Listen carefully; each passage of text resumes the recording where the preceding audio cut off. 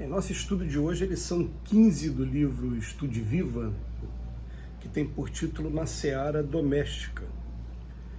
Todos somos irmãos, constituindo uma família só perante o Senhor, mas até alcançarmos a fraternidade suprema, estagiaremos através de grupos diversos, de aprendizado em aprendizado, de reencarnação a reencarnação.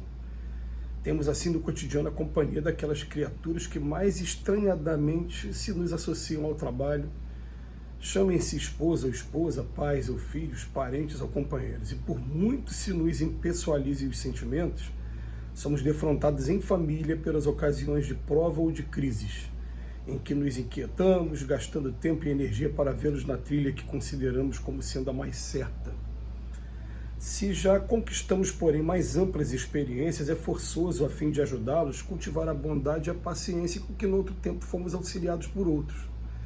Suportamos dificuldades e desacertos para atingir determinados conhecimentos, atravessamos tentações aflitivas, e em alguns casos sofremos queda imprevista, da qual nos levantamos somente à custa do amparo daqueles que fizeram da virtude não alavanca de fogo, mas sim um braço amigo capaz de compreender e de sustentar.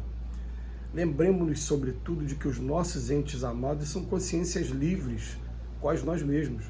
Se errados, não serão lançando condenação que poderemos reajustá-los.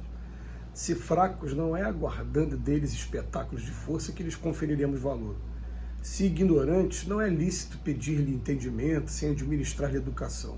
E se doentes, não é justo esperar testemunho e comportamento igual ao da criatura sadia, sem antes suprimir-lhe a enfermidade. Em qualquer circunstância é necessário observar e observar sempre que fomos transitoriamente colocados em regime de intimidade, a fim de aprendermos uns com os outros e amparar-nos reciprocamente.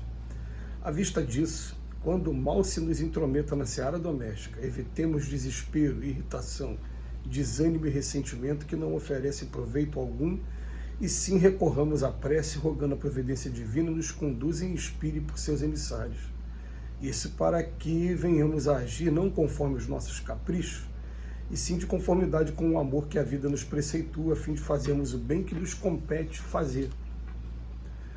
Por nossa vez, humanidades numerosas povoam os mundos siderais, povoamos a escola terrestre. Espíritos marcham em gradação infinita nos campos da evolução, apresentamos os resultados do nosso esforço na vida diária. Muitos corações são mais felizes que o nosso, almas inumeráveis esperam por nosso auxílio. Ninguém vive desligado da supervisão divina, somos examinados constantemente. Há criaturas no passo inicial do progresso, encontramos a perfeição infinita agindo e servindo à frente de todos. Hoje o nosso vizinho pode ser visitado pela experiência difícil, amanhã provavelmente será a nossa vez. A lei julga imparcialmente aqueles que costumamos julgar. Todavia, mesmo a lei avalia nos mínimos atos com integridade indefectível.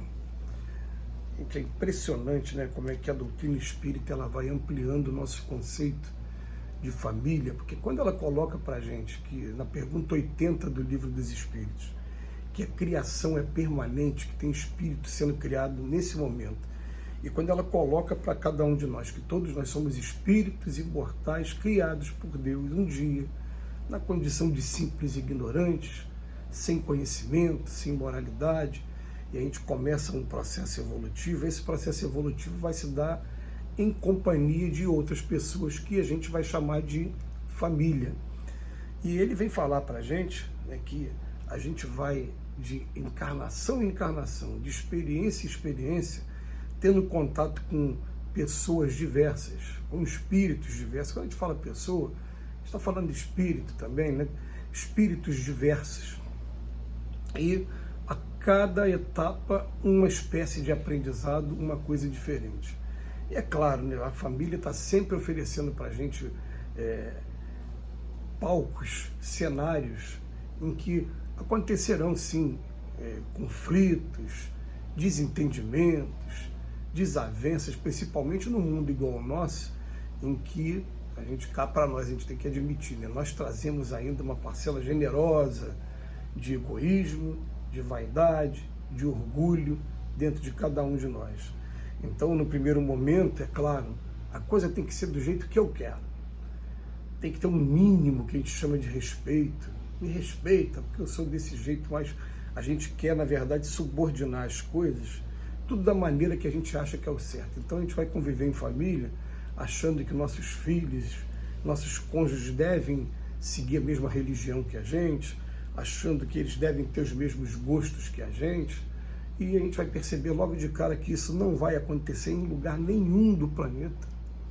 Não vai nem nenhum do planeta, porque ninguém é metade de ninguém, cada um é um ser individual e tem os seus gostos, tem suas missões para cumprir, suas aptidões, suas afinidades, cada um tem, mas naquele momento estamos experimentando a experiência de aprendizado. E é interessante também que o Emmanuel vem trabalhar a ideia, né, o Emmanuel e o André Luiz, da gente que existe também a família terrena, porque todos os que estamos aqui na Terra, encarnados e desencarnados, somos filhos de Deus, e nesse momento estamos estagiando nesse planeta, nesse corpo, ou fora desse corpo, mas estamos em um momento de estágio, e aí o que acontece? A gente também começa a observar a diferença que existe entre aquele que a gente considera mais evoluído, tanto intelectualmente como moralmente aqui na Terra, para aquele que é menos evoluído, e a gente tem a impressão de que a gente está dentro de uma escola no momento do intervalo, porque pelo menos quando a gente estudava era assim, tinha as diversas etapas. Então vamos lá, ensino fundamental, do 1º ao 9º ano. Quando chegava a hora do intervalo, excetuando algumas escolas que estabelecem períodos diferentes de intervalo de acordo com as classes, a minha não, a minha do 1º ao 9º ano estava todo mundo no pátio, todo mundo ali naquele momento de lanche, aqueles 30 minutos de intervalo. Quando a gente vai para a vida, é isso que a gente encontra pessoas em determinadas etapas evolutivas, uns mais inteligentes, outros menos, uns mais moralizados, outros menos, mas esse choque acontecendo o tempo todo por conta disso, porque aqui no mundo, enquanto a gente traz essa parcela muito grande de egoísmo, a gente quer sujeitar as pessoas a nós. Então, o Emmanuel ele vem falar assim, lembremos-nos sobretudo de que nossos entes amados são consciências livres. E esses 4 conselhos aqui, se eles estão errados, não será lançando condenação que poderemos reajustá-los. Se são fracos, não é aguardando deles espetáculos de força que vamos conferir valor para eles. Se são ignorantes, não é lícito pedir-lhe entendimento, sem administrar-lhes educação. Se doentes, não é justo esperar que testemunhem comportamento igual ao da criatura sadia, sem antes suprimir-lhe a enfermidade. E a verdade é que a gente vai de família em família, aprendendo e ensinando alguma coisa. Às vezes a gente fica pensando assim, né? Como eu já parei para pensar, né? O que eu tenho aprendido com a minha família, o que a minha família tem aprendido comigo? E se a resposta, eu acho até que não estão aprendendo muita coisa comigo, não importa, o que importa é eu estou aprendendo alguma coisa, eu tenho aprendido bastante coisa com eles também, eles têm muito para me ensinar, estão me ensinando muito, e a gente vai assim seguindo o nosso caminho. Agora, depois o Emmanuel, ele vem trazer da família da Terra para a família universal, uma visão para que a gente, é sempre bom de fazer essa visão, né?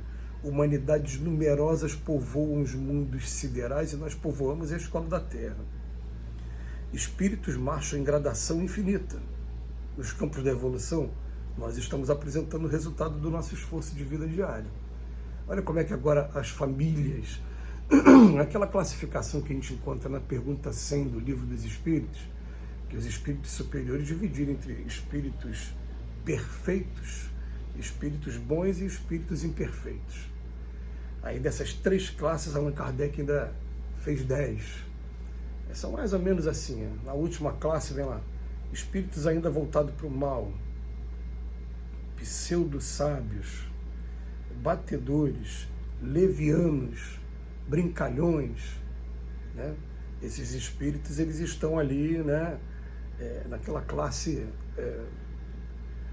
dos imperfeitos. Quando chega aqui em cima vem bons, sábios, enfim, são famílias espirituais que a gente tem. Que Jesus nos abençoe hoje e sempre.